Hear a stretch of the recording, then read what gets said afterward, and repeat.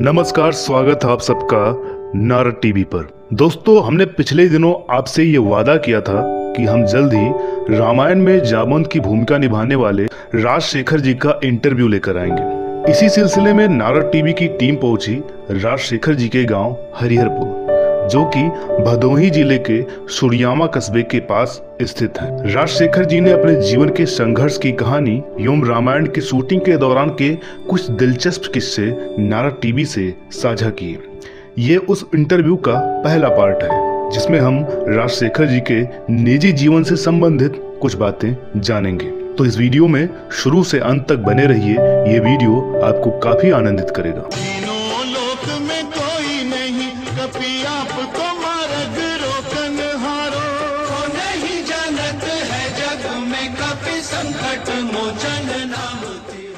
मेरे प्यारे दर्शकों, नारद टीवी के साथ साथ आप लोगों का भी अभिनंदन।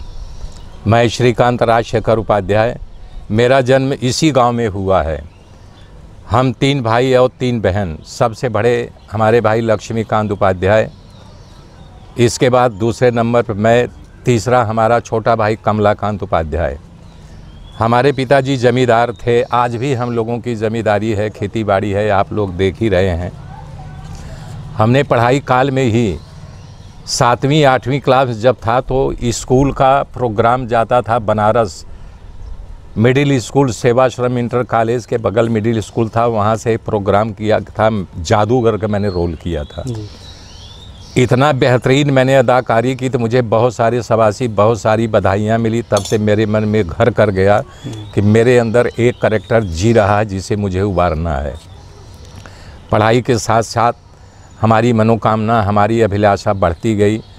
हम पढ़ाई पूरी करने के बाद FTI फिल्म टेलीविज़न इंस्टीट्यूट, जो कि पूना में था, उसमें यहीं से मैंने अप्लाई किया। उसका रिस्पॉन्स आ गया कि मोस्ट वेलकम। लेकिन उस पीरियड में इन लोगों का ट्रेनिंग देना सरकार ने बंद कर दिया था कि इतने सारे लड़के लड़कियों को हम ट्रेनिंग दे के करेंगे क्या, कहाँ जाएंगे। तब हमारे लिए एक निर्णय हुआ कि अब हम क्या करें। अमिताभ जी से हमारा सीधा, मैं उनसे संपर्क किया और उनकी सहानुभूति आज भी मेरे साथ है जी। उन्होंने मुझे सुझाव दिया कि देखिए, अगर आपको सफल होना हो तो आप नाटक कीजिए, स्टेज शो। तो इससे आपको परफेक्शन की आइडिया मिलेगी और सारे अलग अलग कैरेक्टर जो 9 रसों में बटे हुए हों, अभिव्यक्ति करने की, अदाकारी करने की आपको एक अंदर से अंदाज मिलने लगेगा। मैंने शो शुरू किया, सफलता मिली, मैं आगे बढ़ता गया। 81-82 का दौर ऐसा आया, उसी पीरियड में दिल्ली दूरदर्शन ने एक जाहिरात दी कि इस चैनल से अब एक ऐसा आने की समय दिया जाएगा कि जो टीवी सीरियल, कहानियाँ, टुकड़ों में ड्रामा या स्टेज शो का दूसरा रूपांतर। लोगों ने विरोध भी किया कि यार, हम लोग यहाँ शो कर रहे हैं, उसमें क्यों शो करने जाएंगे, लेकिन लोगों के समझ के बाहर था जी। रामानंद सागर की पहली सीरियल विक्रम और बेताल थी जी। हमारा stage show wanted new faces, यानी नए चेहरे चाहिए, अंग्रेजी में टाइटल था। उसमें जो नए नए प्रोड्यूसर और डायरेक्टर नए लोगों को बुला करके हताश निराश करते थे, उसी के लेकर के मैंने ड्रामा बनाया था और हाउसफुल मेरा शो जाता था। आनंद सागर साहब के चौथे लड़के मेरा उस ड्रामा को देखे, मुझे तुरंत उन्होंने साइन कर लिया विक्रम बेताल में जी।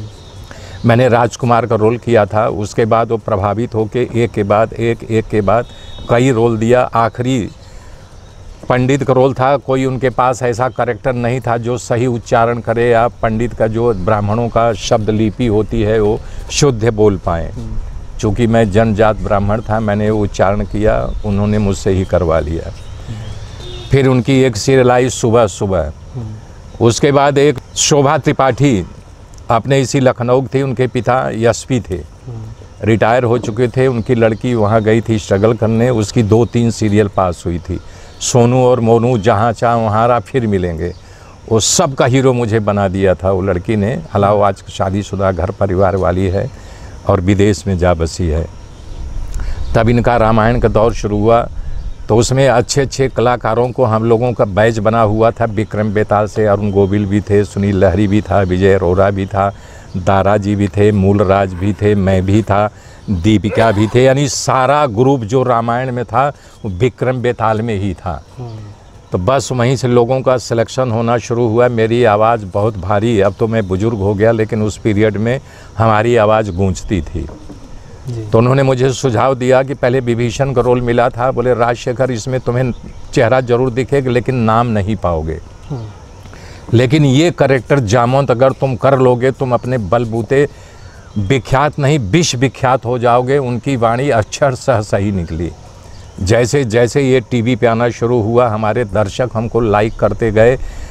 अरुण गोविल को कम और हमको ज़्यादा लाइक करते थे। जब हम लोगों का प्रोग्राम लिया जाता था, कलकत्ता पहला प्रोग्राम मिला था, एयरपोर्ट पर कमिश्नर ने कहा कि राजशेखर जामवंत जी के लिए इतनी भीड़ है, जब तक ये मिलेंगे नहीं तब तक दर्शक यहाँ से जाएंगे नहीं। हमने वहाँ लोगों को डायलॉग सुनाया। सुबह हो गया, लोगों से रिक्वेस्ट किया कि अब आप लोग जहाँ हम लोग बुलाए गए हैं उस हॉल में आइए, ताकि हम आपका मनोरंजन करें, हमें शांति भी मिले।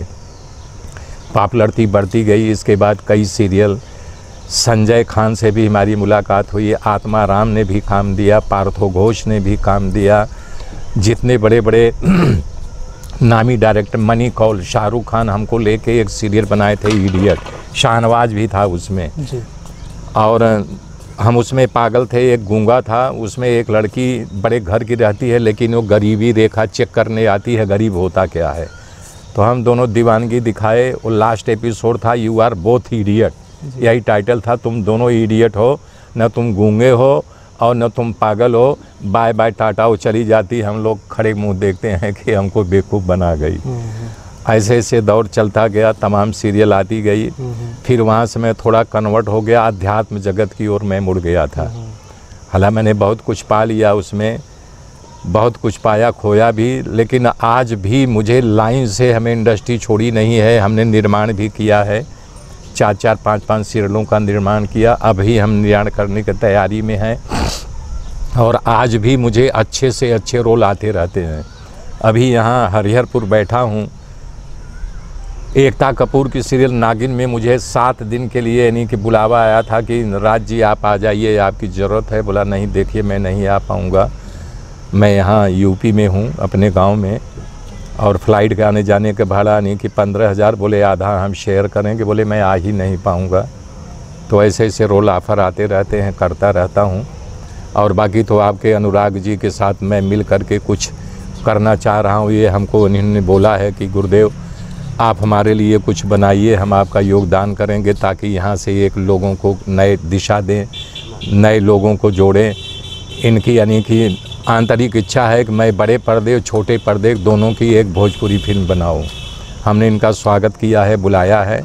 अब देखिए कितना कदम मैं आगे बढ़ूंगा, कितना कदम ये आगे बढ़ेंगे। इससे पहले मैं अगला क्वेश्चन करूं, मैं आपको बता दूं कि जैसा कि अभी राजशेखर जी ने बताया कि कुछ नए प्रोग्राम्स हम अपने माध्यम से हम लोग मिल कर के करने जा रहे हैं।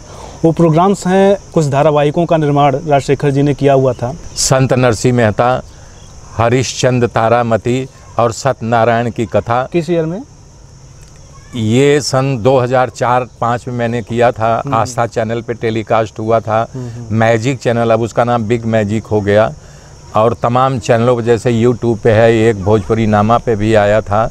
ये चलता रहता है, किसी न किसी चैनल में देता रहता हूँ, लगाता रहता हूँ। यूट्यूब पे भरमार पड़ा हुआ है, सारे प्रोग्राम हमारे यूट्यूब पे। अभी एक भोजपुरी बनाया था, वो तो है हिंदी ड्रामा कच्ची सुपारी, जो अभी अमिताभ जी आमिर खान बनाए थे, ठग ऑफ हिंदुस्तान। तो उसी लॉजिक को लेकर के हमारा है, यानी कच्ची सुपारी, उसमें मर्डर होता है, ठगों का ग्रुप होता है। वो क्या करते हैं, उस ज़माने में तवाया भी बड़े बड़े घरों को लूट लेती थी, अपने नाम से ज़मीन जायदाद सब लिखा लेती थी। वही विषय हमारा है। 4 एपिसोड रेडी है। मैंने कलर को दिया था लेकिन कलर ने कोई रिस्पांस नहीं दिया। मैजिक को भी दिया था लेकिन मैजिक ने बेच दिया, उन लोगों ने बिग मैजिक रख लिया। फिलहाल अभी अधर में है हमारा प्रोग्राम। तो इन्हीं सारे प्रोग्राम्स को संत नरसिंह मेहता, राजा हरिश्चंद्र और जैसा कि सर ने बताया, इन सारे प्रोग्राम्स को एक यूट्यूब चैनल के माध्यम से हम लोग लेकर आने वाले हैं। उस यूट्यूब चैनल का नाम होगा लता आर्ट्स, और जल्द ही उस पर हम लोग काम कर रहे हैं। जल्द ही वो सारे सीरियल्स आपको देखने को मिलेंगे। एक नए प्रारूप में, नए तरीके से उसको मॉडिफाई करके हम लोग आप लोगों के सामने प्रस्तुत करेंगे। जैसा कि आपने बताया कि मुंबई आप गए, उसके बाद FTII में ज्वाइन किया आपने। संघर्ष का कुछ ऐसी बात बताइए जो आपको स्ट्रगल करना पड़ा, जिससे हमारे जो दर्शक है उनको मोटिवेशन मिले कि आप इस मुकाम पर पहुँचे। उस संघर्ष को झेलकर क्या क्या संघर्ष रहे ऐसे आपके? देखिए, बम्बई में सबसे पहले रोटी रोजी और रहने की व्यवस्था करनी पड़ती है। तो घर से अब कितना पैसा नहीं कि हमारे गार्जियंस देते, तो मैं अपने दिमाग में बैठा लिया कि जो कुछ मुझे अर्निंग हो।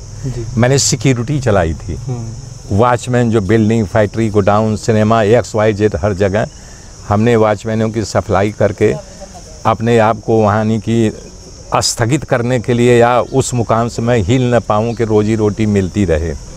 उसी पीरियड में मुझे एक फिल्म मिली थी ठाकुर शेर सिंह, वो मेन लीड मेरा उसमें था। उसकी प्रोड्यूसर गजानन जागीरदार और सुधा राहुल दो थे। वो 4-5 रील बनी, इसके बाद वो पोस्टपोन्ड हो गया, आगे तरक्की नहीं किया। हालांकि फिर उन्होंने बीच में बनाना चाहा था, लेकिन वो आर्टिस्ट नहीं मिले, सब नहीं मिले, इसलिए वो अधर में रह गया। तो यहाँ से हमारा संघर्ष शुरू हुआ। तो मैंने अपने आप को कन्वर्ट कर दिया। कन्वर्ट मतलब फिल्म की ओर न जा कर के मैं ड्रामे की ओर यानी कि अपना ध्यान बटाया, और ड्रामे से मुझे सफलता ऊंचाई में चढ़ता चला गया। और आज उन्हीं की ड्रामे की ही बदौलत है कि जो मैं आप लोगों के सामने हूँ। फिर आपको रामायण में काम मिला, तो रामायण में काम करने के बाद और जैसा कि आपने आकलन किया, क्या अंतर आया दोनों में आपके? देखिए, पॉपुलैरिटी, नाम मिल जाने के बाद अंदर से एक क्रेज़ जगता है, उत्साह बढ़ता है, आत्मबल बढ़ जाता है। हमारे पास कोई धन नहीं, लेकिन मैं आत्मबल का ही धनी हूँ। अध्यात्म जगत में आज भी जितने रियल साधु संत हैं हमारा बड़ा मान करते हैं, सामने से बुला के इज्जत देते हैं।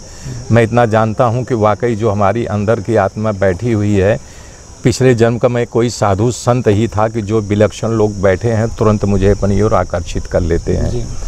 मेरा आत्मबल कहीं से न डिगा था न डिगेगा। हमारे पास एक ही धन है, आत्मबल। इसी के ज़रिए हम हर क्षेत्र में हर कदम अपना आगे बढ़ाता रहता हूँ और सफलता पाता रहता हूँ। सबसे हमारी गुजारिश है कि धन तो आता जाता रहे, लेकिन आत्मबल अपना न खोए। आत्मबल को अपने बढ़ाते रहें। सच्चा ईमानदार, दूसरे का भला करने वाला, दूसरे का भी हित सोचने वाला, कभी कोई आदमी उसका अहित कर ही नहीं पाएगा।